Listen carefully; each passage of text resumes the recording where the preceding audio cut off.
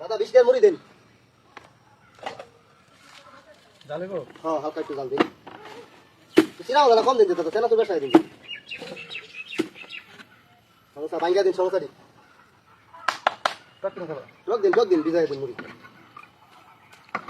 টকটা একটু হাত করে গেছে দাদা। টকটা হাত লাগানো একটু। বেশাই দিন যে। সুন্দর ফেলাই দিন। চলবো? একটু দেন। চলবো দাদা চলবো। লাগা দিন বেশাই দাদা। দাদা একটু চলতে দিন দাদা, দাদা। লাগাতে দে। কে দিছিল দাদা? হ্যাঁ, টাকা দিছে। সুন্দর ফ্লেভার আছে রে ভাই।